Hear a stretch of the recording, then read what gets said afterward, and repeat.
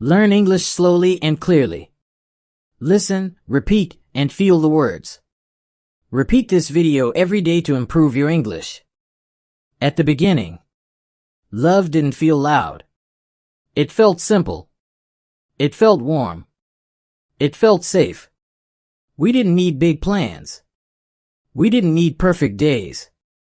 We just needed each other. I remember how easy it was to talk. How natural it felt to share my thoughts. How your presence made the world feel slower. Back then, silence was comfortable. Now, silence feels heavy. Because silence changes when something is wrong. At first, I didn't notice it.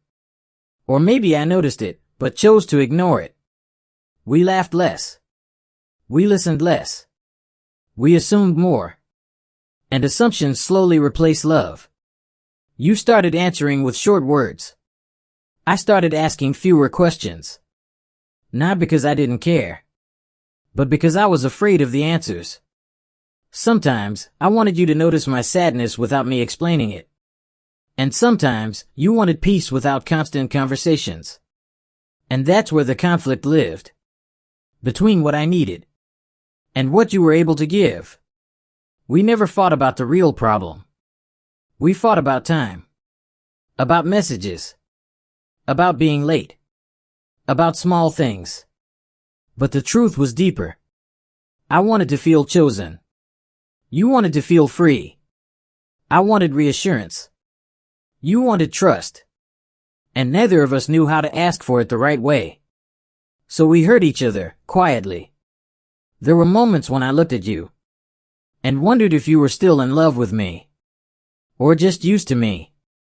And maybe you looked at me and felt like nothing you did was ever enough. That's the part people don't talk about. How love can turn into pressure. How caring can turn into exhaustion. How staying can sometimes hurt more than leaving. I remember one night very clearly. We were lying in the same bed. No arguing. No shouting. Just distance. I wanted to reach for your hand. But I didn't. Because I was tired of being the one who always reached first. And that moment changed something in me. Because love should not feel like a competition. It should not feel like begging. It should not feel like losing yourself. Relationships don't end when love disappears. They end when communication does. When two people are hurting, but both are waiting for the other one to speak first. I tried to be patient. I tried to understand. I tried to adapt. But I forgot something important. I forgot myself. I forgot that love should not cost your peace. I forgot that your feelings deserve space too. And maybe you forgot that being loved means being present. Not just being there physically. Sometimes, people love each other deeply. But in incompatible ways. And that doesn't make anyone the villain. It just makes them human. If you're listening to this and you're in a relationship that feels confusing, slow down. Ask yourself gently, do I feel safe expressing my emotions? Do I feel heard? Do I feel valued? Because real love does not require you to shrink. It allows you to grow. And sometimes, the most painful lesson is realizing that love alone is not always enough. Sometimes, love needs timing, emotional maturity, honest communication, and sometimes, letting go is not failure. It's self-respect. You can love someone and still choose yourself. You can care deeply and still walk away. Because healing is not about who stays. It's about who you become after. Take a breath. You are allowed to want more. You are allowed to want peace. You are allowed to want a love that doesn't hurt in silence. Relationships, when love becomes a quiet battle, Part 2. There is a moment in every broken relationship that no one talks about. It's not the breakup. It's not the last argument. It's the moment you realize you are changing yourself just to keep someone. I started choosing my words carefully. Not to be honest, but to avoid conflict. I started hiding my feelings. Not because they disappeared, but because they felt inconvenient. And love should never feel like that. You noticed the distance too. But instead of asking why, you assumed I was pulling away. So you pulled away too. That's how two people who love each other slowly become strangers. I remember thinking, if I just try a little harder, things will go back to how they were. But love doesn't work like that. You can't force connection. You can't fix something alone. That was built by two.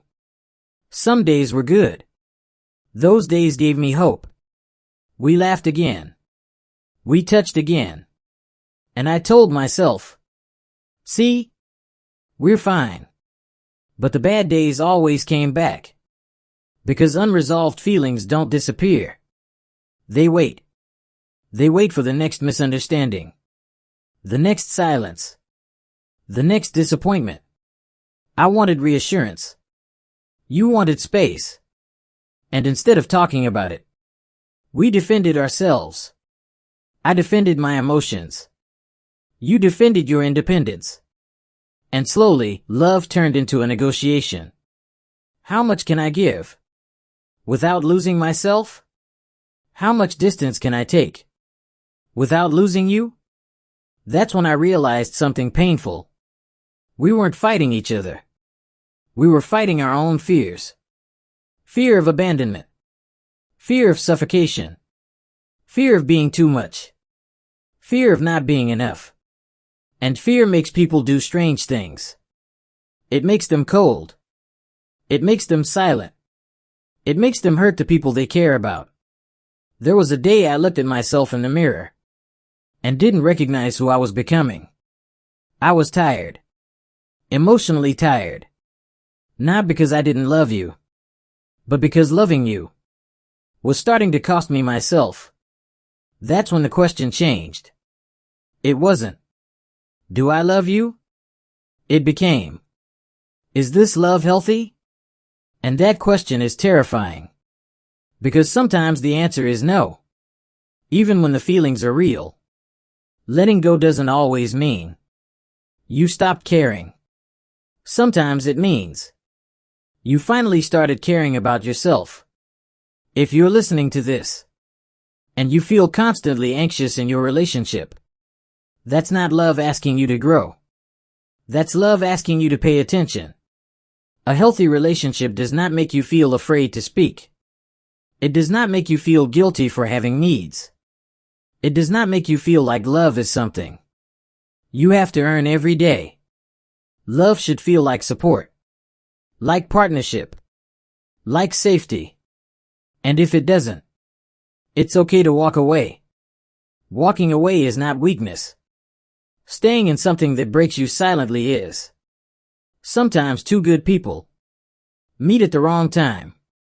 Sometimes love arrives before healing is finished. And sometimes the most mature thing you can do is let each other go. With respect. Not anger. Not blame. Just honesty. Because love doesn't always end in hate. Sometimes it ends in understanding. And that understanding can change your life.